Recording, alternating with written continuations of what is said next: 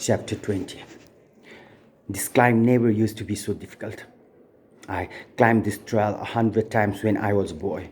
Now I wiped the sweat from my brow and took a deep breath. From a tea shop, two strangers looked at me with open curiosity. Past the tea shop, the trail forked.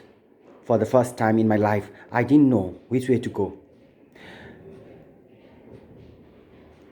The stares of the strangers needled me. The lady who owned the shop had aged a lot since I had last seen her. She set a kettle of tea to boil. The strangers were talking to each other. Her husband died a senseless death, I heard one say, referring to the owner.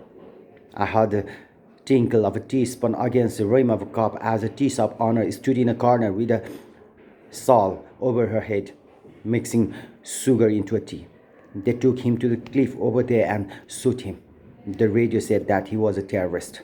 The tea shop owner gave me a vacant look. I gave up the idea of having a cup of tea. I couldn't stay there. I wish the sun wasn't so hot. This hill shouldn't have been so hard to climb. It wasn't that steep, but my legs felt weak. I didn't know why I felt so drained of energy. I felt as if I was walking in a funeral procession. Though I was wearing shoes, I felt as if I was stepping on hot rocks. My rucksack wasn't really heavy, but it felt like a bag of stones a drill instructor might make a recruit carry for punishment. Where do you think that man's from?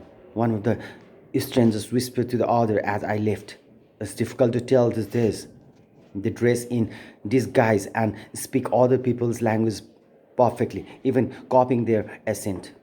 If you let someone sleep in your house thinking he's from the army, the next day your house is destroyed. The same thing happens when you give shelter to someone you think comes from the jungle. I turned and looked at them one last time. They were still staring at me. I walked on, feeling weary at the thought of perhaps not being able to sleep well for a second night in a row. No one here believed I was neutral. I'd become a stranger in my own home district. Who was I? My identity was linked to my profession, but who would respect my profession here? What had my paintings done for these hills? No one knew my art. My identity as an artist wouldn't win anyone's trust. I realized Siddharth had done me a favor by bringing me back to these hills. He had persuaded me to come back to face all the fears of the world. The air was different from the way it was when I was a boy. The flowers had taken on different shapes. Everything had become discordant. The hills were the same, but they were tense. Even the rocks seemed aggressive. Siddharth had urged me come here and challenged me to come, but he hadn't accompanied me all the way. He had shown me the way, then left. It was as though I had abducted me and blindfolded me. When I took off the blindfold, he was gone. Of course, I was in my home territory, walking my trails, touching my art, and seeing the forest where I had whistled as a boy, but there was a difference. Now I was scared. I thought I heard someone cough nearby, but perhaps it was just my imagination. I was walking uphill, but it seemed I was sliding downward. I stopped, not knowing what was happening. A man came towards me from above, though it seemed he was also coming towards me from below. I was facing south, yet I could see the Himalayas. I rubbed my eyes and looked at the man. Impossible. He looked exactly like me. His physical appearance was exactly like mine. He was wearing my clothes and carrying my rucksack. He, too, had a sleeping bag tied to the bottom of his rucksack. He, too, was unshaven. When I stopped, he stopped too. I looked at him. He looked at me. I took a step forward. He did too. I stopped. He stopped. I took another step forward and we bumped into each other. I've come back to my village after 10 years, he said, as if we know each other. Frozen with terror, I couldn't say anything. It looks like I won't find a place to sleep again today, he said. No one believes I am a tourist. I still couldn't say a single word. I reached my village but realized I couldn't stay there, he said. Why was he saying these things? Who was he? Was he trying to frighten me? Was he playing some sort of game by wearing my clothes and copying my behavior? The night I was in the district headquarters, there was an attack. He went on telling me about my own experiences. He was looking straight at me. It was like looking in a mirror. I pinched myself. The worst thing was finding out my meat had been killed, he said. I spent the night at my meat bar's house, but I didn't sleep a wink all night. I grew truly frightened. I stammered. And did you meet a little girl along the way? How do you know that? He asked, growing suspicious. I'm just guessing, I said. She was going to her meeting's house. She had no idea her meeting had just died. She was carrying a banana, I said. Yes, he said. But how do you know that? Just guessing. Before I knew what was happening, the man took out a pistol and aimed it straight at me. Tell me, who are you? He said menacingly. Trembling, I looked at him helplessly. I'm an artist, I said. Liar, he thundered. I racked my brain for something to say, but nothing came. He put the gun to my temple. I had no idea what to do. You can't scare me, I said at last. There are no bullets in your gun. That confused him. For a moment he looked vulnerable. He lowered the gun. Summoning all the strength I had, I kicked him. He fell. I grabbed the gun and ran a little way off. Then I turned around. He was standing in the same spot, looking at me like a child. I aimed the pistol at him. He crouched as though trying to dodge a bullet. Then, as if remembering there were no bullets in the gun, he stood up again. I pointed the gun at the sky and pulled the trigger. The gun was loaded and went off with an incredible bang. The man looked very upset. I aimed the gun at him again. He ducked. Then I threw the gun at him. He picked it up and ran downhill. Thanks, he called out. I watched him go. Even from behind, he looked exactly like me. After the shock wore off, I started to laugh.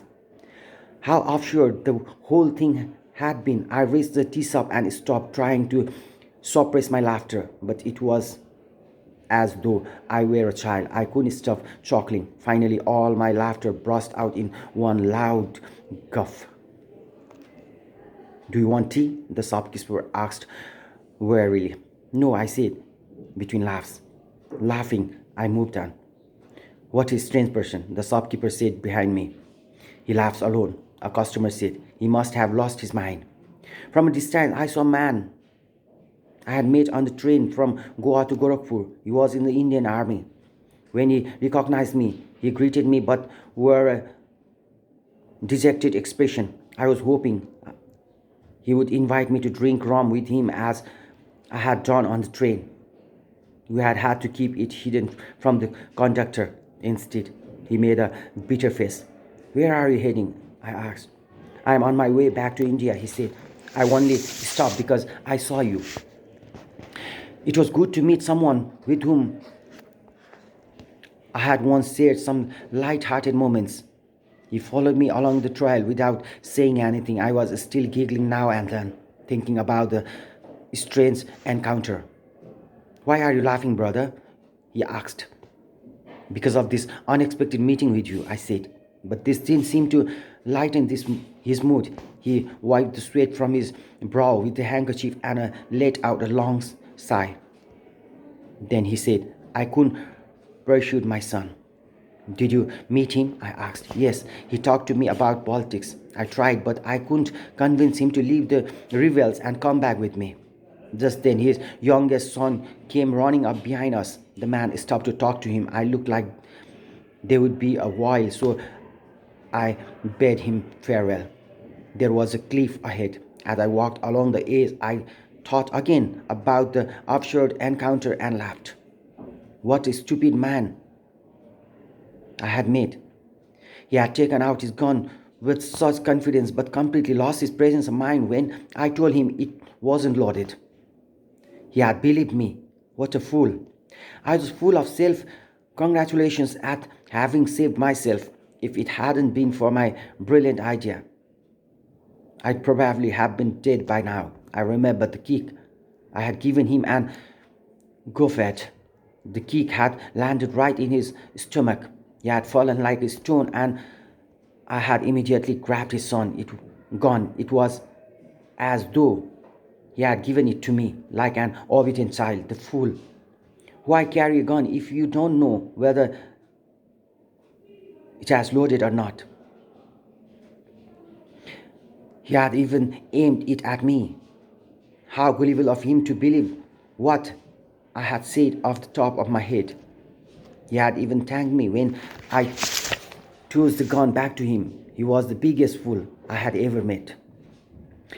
I suppose he was frightened of me. That's why he had taken out the gun. He might have wanted to preempt an attack in case I had a gun as well. Thinking about the whole thing, I just wanted to laugh, and because I was alone there was no need to hold back. I laughed to my heart's content and afterwards felt lighter for it, but even then I kept laughing. The fool. Why had he taken out that gun, and how could he have believed me when I said it wasn't loaded? I laughed and laughed. Hey, someone shouted. I turned around. It was again he. He was coming towards me with the same gun pointed at me. What are you laughing at? He asked. My laughter died. Nothing, I said. He came right up to me and held the pistol to my forehead. I started to tremble. Were you gloating about how clever you were? He asked. No, I wasn't. I was close to tears. What are you laughing about then? Nothing. Get ready. I am going to shoot you now, he said. Look the other way. Obediently, I did exactly as he told me, my whole body shaking like a leaf. Don't tremble so much, he said. I might miss. At that, I burst out laughing again. Why the hell are you laughing? He snapped. In between gaps of laughter, I said, I thought that I'll never be able to laugh again. Makes me want to laugh. Then laugh, he said. I'll give you 1 minute to laugh.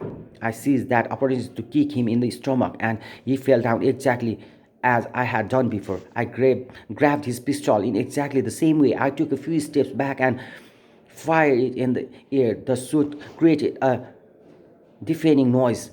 He stood up. I threw the pistol back at him. He thanked me again and ran downhill. Continuing uphill, I turned and watched him go. He was a pitiful sight. I wondered again why a person like that would carry a gun, why point it at someone, and then why worry you might miss. Why allow someone a minute's reprieve for laughter, and why thank you, query, for returning the gun at the end of it all. I burst into laughter again. The man I had met on the train from Goa caught up with me a little later.